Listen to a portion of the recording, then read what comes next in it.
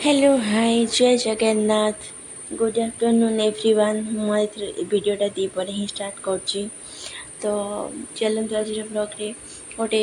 भल रेसिपी बनइबा पटल को लेकिन तो आपण मैंने देखते वीडियोटी को फास्ट लास्ट जाए केमती कौन बनइली जानीपर आ खाइबा को तो बहुत टेस्ट लगुला तो आपण मैंने भी एमती बनई खातु पटल खाई खाई बहुत विरक्त लगुच तो ये देखो मसला मुझे तो किसी टमाटो मैंने अल्प अदा रसुण देनी अल्प देती तो सहित किसी काजू बादाम नहीं जाइए तो किसी गोटे गरम मसला तो ताको गोटे पेस्ट बन नहीं तो तापर से जो काजू और टमाटो और मसला गोटे पेस्ट बन नहीं तो तापर से काजू और बादाम को ताको भी गोटे पेस्ट बन नहीं तो मसलें मुझे अल्प टिके रसुण तो अल्प अदा नहीं जेहेतु आम जो काजू और बादाम पेस्ट आम दबा तो से मसला अल्प ने चलो तो मुझे टमाटो को भी पेस्ट कर देती मसला तो एमती माने बाहर कर देती तो तापर मुझे किसी आलू को भी सेमती तेल रे भाजी नहीं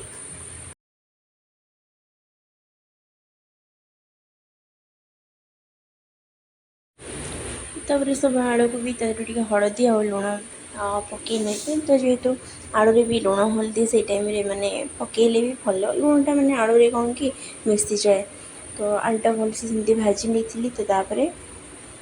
तो आलू हो गला पर आलू सब बाहर करदे तापर मुझे सब आलू को भी भाजिकी बाहर कर नहीं पटल आलू सब भाजिकी थोड़ी तो तापर मुझे कढ़ाई तेल बस तेल किसी पकईकी पियाज भी पकई देती तापर पियाज है मुझे जो मसला बनईकी रखी टमाटो आउ किसी अदा रसुण किसी गोटे मसला बनई तो से मसला को मुझे ऐड करदेली तो ये मसलाटा को आप भलसे कषे मसलाटा भलसे है तो मुझे पकईली लंका गुंड गोटे चामच आ हलदी गुंड गरम मसला बस ये ही पकईया पर मसलाटा है तो ये मसलाटा आपण मैंने भलसे कषे तो ये मसलाटा हो गला आपण कौन करेंगे ना जो काजू और बादाम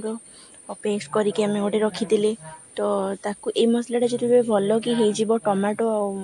अदा रसुण जो आम नहीं मसला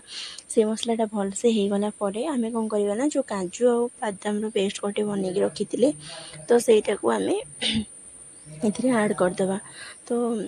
ऐड करदेला ताकि भी आम भलसे फ्राए माने कषीदबा भलसे कषिला तो तापर बेसी समय कषिबेनी अल्प कषिबे तापर कौन करेंगे ना जो पटल आलू आम रखी तो से पटल आलू को आम ये माने ऐड करदबा तो ये आप मैंने देखिपे आमर जो मसला जो बादाम और काजू पेस्ट आम देते तो सेटा भी आमर ऑलमोस्ट हो गला तो आम से कौन करवा ना पटल आलू जो भाजिकी रखी तो आम ताको ऐड करदबा तो ऐड कर देकी भलसे टिके कषि नवा तापर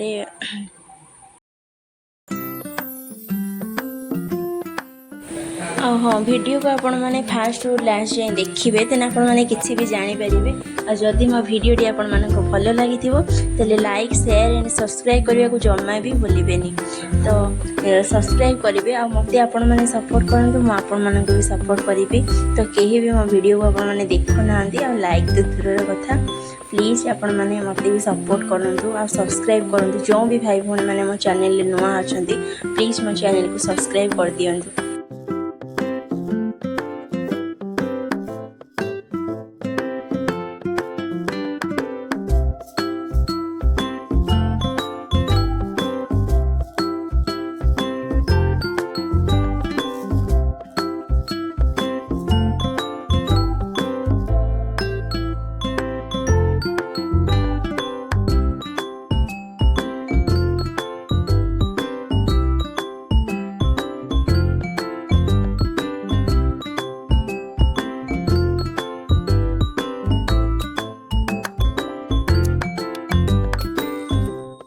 तो ये आपण मैंने देखिपे तरकारी फाइनाली रेडी हो गला तो आपण मैंने देखु तरकारी एमती खाइबा को तो बहुत टेस्ट लगुला आपण मैंने भी ट्राए करूँ।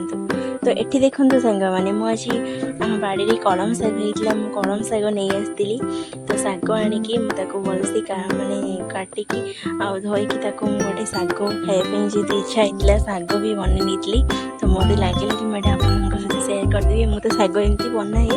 ଆଉ ଆପଣମାନେ କ'ଣ କେମିତି ବନାନ୍ତି ସେଇଟା କମେଣ୍ଟରେ ସିଓର ଜଣାଇବେ ତ ଦେଖନ୍ତୁ ଶାଗକୁ ମୁଁ ପ୍ରଥମେ ଲୁଣ ପକାଇକି କିଛି ଅଳ୍ପ ଲୁଣ ପକାଇକି ସିଝେଇ ନେଇଥିଲି ତ ସେ ଶାଗଟା ସିଝିଗଲା ପରେ ମୁଁ ତାକୁ ବାହାର କରିନେଇଥିଲି ଦେନ୍ ତାପରେ ଶାଗ ପାଇଁ କିଛି ରସୁଣ ନେଇଯାଇଥିଲି ତ କଳମ ଶାଗରେ ରସୁଣ ପକାଇଲେ ନା ସେଇଟା ବହୁତ ଟେଷ୍ଟ ଲାଗେ ତ ରସୁଣ ନେଇଯାଇଥିଲି ତ ତାପରେ କିଛି ସୋରିଷ ତେଲ ନେଇଥିଲି ଆଉ ହଁ ସବୁବେଳେ ଗୋଟେ କଥା ମନେ ରଖିଥିବେ ଆପଣମାନେ ଯେତେବେଳେ ଶାଗ କରୁଛନ୍ତି ସେତେବେଳେ ସୋରିଷ ତେଲ ପକାଇବେ ତ ଆହୁରି ଟେଷ୍ଟ ଲାଗେ ତ ସୋରିଷ ତେଲରେ ଶାଗ କରିବେ ବହୁତ ଭଲ ଲାଗିବ ତ କିଛି ସୋରିଷ ତେଲ ନେଇଯାଇଥିଲି ତ ତାପରେ କିଛି ଦୁଇଟା କଞ୍ଚା ଲଙ୍କା ହିଁ ମୁଁ ପକାଇ ଦେଇଥିଲି ତ ତାପରେ କ'ଣ କଲି ନା ଯେଉଁ ରସୁଣକୁ ରଖିଥିଲି ଛେଚିକି ସେଇ ରସୁଣକୁ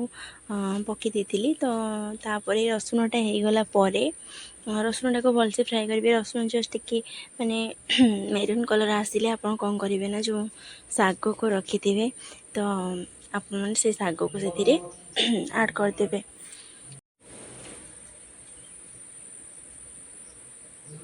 ଆଜି ଏ ଭିଡ଼ିଓକୁ ମୁଁ ଏଇଠି ଶେଷ କରୁଛି ତ ୟା ପରେ ମୁଁ ଆଉ କିଛି ବି ଭିଡ଼ିଓ କଣ୍ଟିନ୍ୟୁ କରିପାରିନି ତ ଏଇ ଶାଗ ଏଇ ରେସିପି ଦୁଇଟା ହିଁ ମୁଁ ଆପଣମାନଙ୍କ ସହିତ ଆଜି ସେୟାର କରିଛି ଆଉ କିଛି ବି ଭିଡ଼ିଓ ବନେଇ ପାରିନି ତ ରହୁଛି ଜୟ ଜଗନ୍ନାଥ ଲଭ୍ ୟୁ ଅଲ୍ ଯଦି ମୋ ଭିଡ଼ିଓ ଆପଣମାନଙ୍କୁ ଭଲ ଲାଗୁଥିବ ପ୍ଲିଜ୍ ମୋ ଚ୍ୟାନେଲକୁ ସବସ୍କ୍ରାଇବ୍ କରିବାକୁ ଜମା ବି ଭୁଲିବେନି ଥ୍ୟାଙ୍କ ୟୁ ଫର୍ ୱାଚିଂ।